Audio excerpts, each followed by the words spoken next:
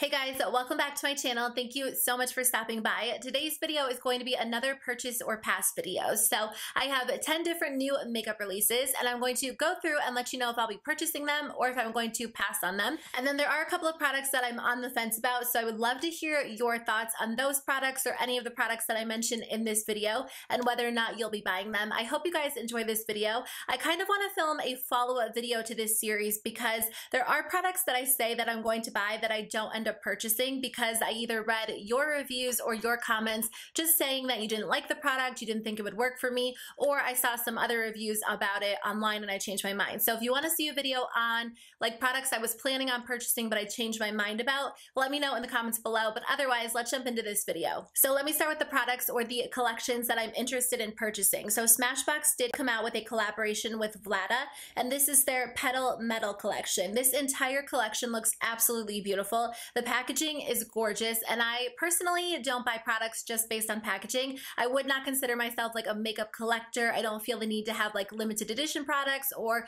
beautifully packaged products just because of the packaging. And I know some people do, and I think that's perfectly fine. It's definitely personal preference. I do think beautiful packaging is a big part of the products though. It's not enough to make me buy a product, but I feel like it's a big added bonus. When I see a beautifully packaged product and I open it up and it's fun to use and it feels luxurious, I feel like that's what it's all about when it comes to makeup. I want it to be fun to use. I want to feel just excited to use it and wear it and hold it, but I want the actual product to be high quality at the same time. So I feel like there's a little bit of a balance for me. The Petal Metal Highlighters look absolutely beautiful. The shade Rosemantic is probably going to be a little bit too dark for me, but if you have a skin tone that this would look good on, it's going to be so beautiful. I just think it's such a pretty color. The shade Gilded Rose is probably what I'll end up grabbing. It's more of a lighter champagne color, and it definitely looks like a shade that would look more flattering on my skin tone over Rosemantic, and I can't wait to try it. Like I said, it's kind of a combination of the packaging and the actual product.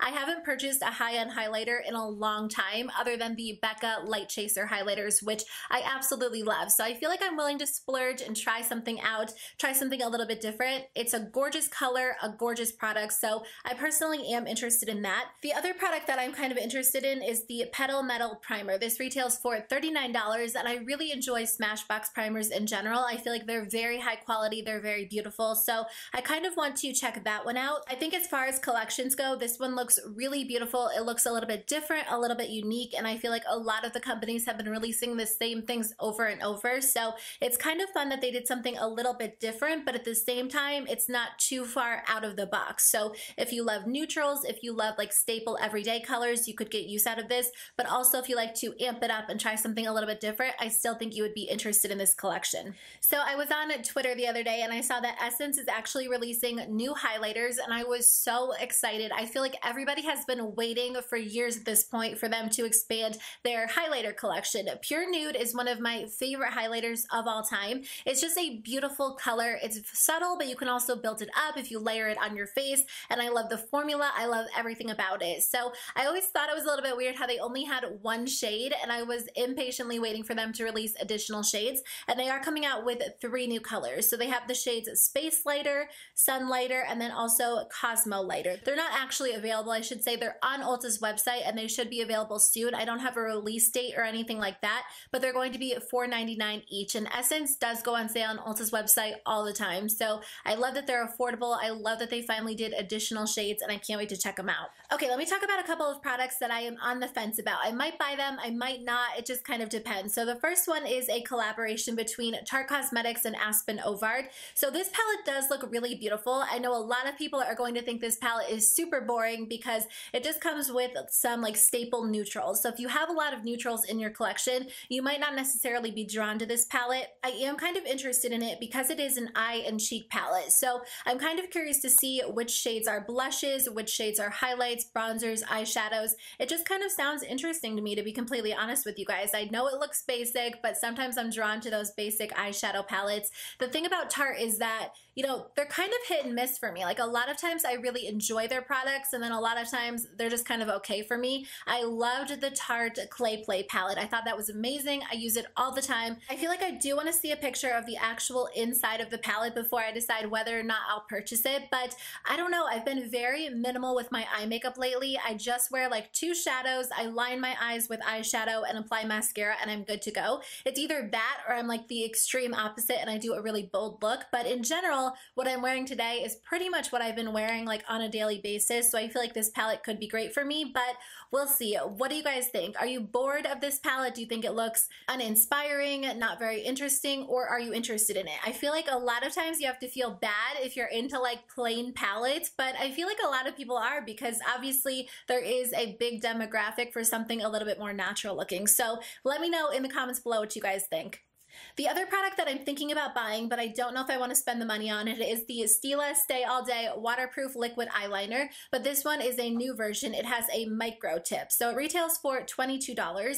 I do like the Stila liner, like the actual original one, but I feel like it dries out on me a little bit more quickly than other eyeliners. But the micro tip looks really promising. I actually tried an eyeliner from NYX that had a very small tip, and it was amazing. It gave me really precise application. I tend to go a little bit crazy with my liquid liner. I feel like it's so easy to start off with like a small wing and it just gets bigger and bigger and it gets out of hand. But I feel like when you use an eyeliner with a very small tip like this one, it's easier to have more control. So I am interested in trying it out. I know that I like the Stila formula. I like the original. I just don't know if I want to spend $22 on an eyeliner right now. Okay, moving on to some products that I'm going to pass on. I have 5 different products that I'm not going to buy this time around. As I was looking through the new releases, there were a lot of products that I just wasn't interested in buying for whatever reason. So I'm going to share them with you guys in today's video. The first one is from Becca Cosmetics. They actually released a new shimmering skin perfector in the shade Dreamsicle, and it looks absolutely gorgeous. Do not get me wrong. I love the Becca highlighters. They are one of my favorite formulas. It is a beautiful color, and I think if you have my skin tone or lighter, you could wear it if you're interested in it, but I think if you have a medium, tan, or dark or deep skin tone, it is going to be so beautiful on you. So for me personally, it just comes down to like personal preference. I don't think the color would be super flattering on my skin tone, but like I said, if you have a darker skin tone, it's going to look amazing. Okay, so tell me if you guys agree with me or not, but I kind of feel like Urban Decay is becoming the new ColourPop or the new Too Faced, and every single time I turn around, there is a new ColourPop, or no, a new Urban Decay release on the market. And with Urban Decay, it's palettes, because I have 2 other palettes that I'm going to talk about, but I feel like they have been releasing things like crazy, and I love Urban Decay. Do not get me wrong, they are one of my favorite brands, but I feel like I don't know what it is, and I know a lot of you guys feel this way. When a brand starts releasing too much, it gets a little bit overwhelming and it's hard to keep up. I know a lot of people don't feel that way and they're like, the more the better, but for me personally, it just kind of causes me to lose a little bit of interest. I don't know why, but I feel like Urban Decay is kind of becoming that brand for me, and I'm sad because I do enjoy their products a lot. At the same time, the issue for me is that sometimes when brands release so many products, the quality is a little bit hit and miss.